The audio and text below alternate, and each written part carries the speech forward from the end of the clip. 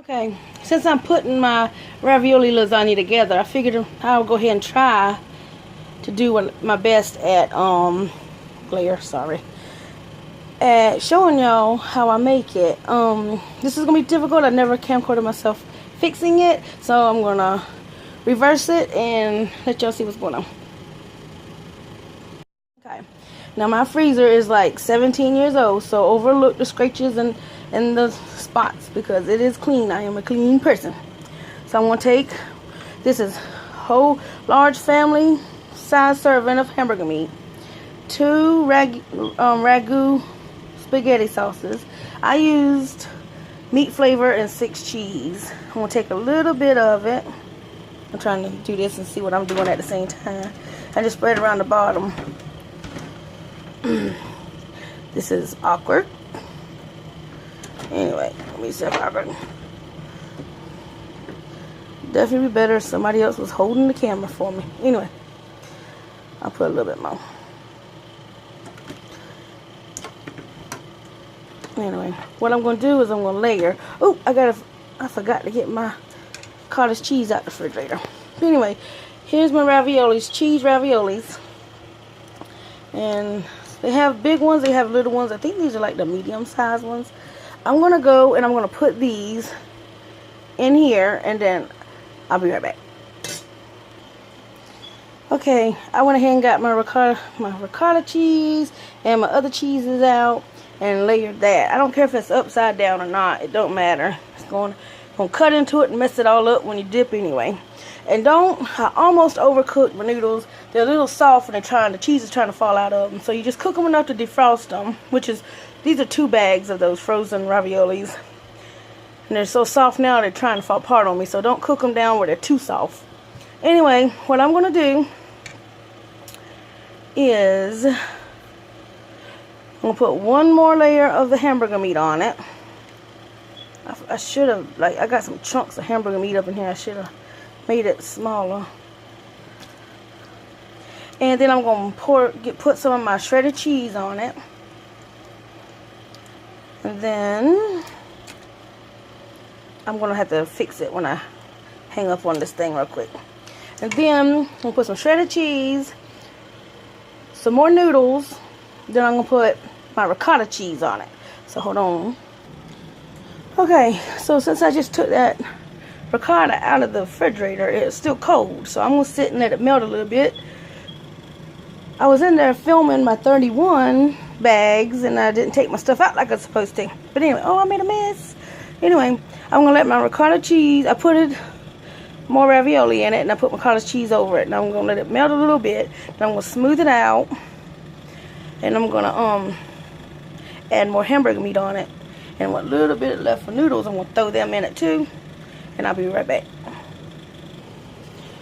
Okay, peeps, I put the rest of the raviolis on it. I use that whole thing in one setting because that's the way I want to do it. I don't feel like doing all that layering, so I'm kind of rushing.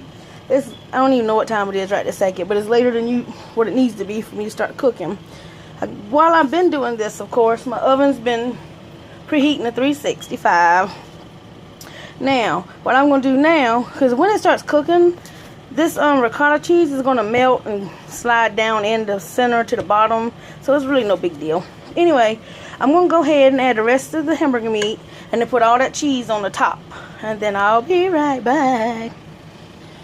Okay, I went and got a big, a throwaway pan, aluminum pan, because I didn't have one big enough to use right now. And doggone, I should have got a bigger one, the roast pan or something, because I know this is going to come out. So I bend up the edges in hopes that when it starts juicing and bubbling, everything's done. It just needs to be melted together. So probably about 30 minutes or so in the oven. I'll test it and see what it looks like. But yeah, I got this tray under it, but I guarantee ya it's gonna leak in the oven. Dang, that's like 2 days worth of eating right there. Anyway, sorry this ain't professional. This is something I just thought about doing real quick, and I have a mess surrounding me, but it's one more day till school's over and got to get my child fed and washed so he can go to bed. So I'm hurrying up. Alright, I'll let you see when it's over.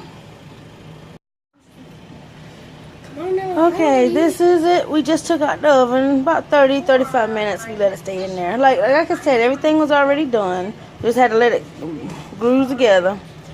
That's my child. He's impatient, so I'm going to see if I could do this with... I'll hold it for you. No, I got it, because I don't want you to drop my phone. Alright, just, it's very juicy. I like it juicy. I overcooked the noodles almost. So it made the noodles a little bit more watery. Ooh, see? That's, but once it sits and cools a little bit, damn it. Once it sits and cools, I need one that don't have holes. Once it sits and cools, it'll thicken up. But my son is impatient and wants to burn his mouth up. Hold on, baby. I'll use that one. Of course, I'm trying not to. That should be good. Alright, hold on. Let me hold this and get the juice. I know. Once it hardens, I might throw another little video. Because this is really too hot. I just pulled it out. And so it really needs a set before but we mess. It's really good. Let me see. Let me see. Let me see.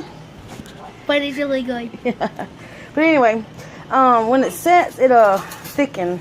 And right now, it's just too watery and hot. You gotta whisk it up. And we have cheesy Texas toast bread in the oven. Okay, this is our supper for tonight. It kind of looks runny, but I bet you it's good. No. Things better thicken up anyway. Okay, all right, bye.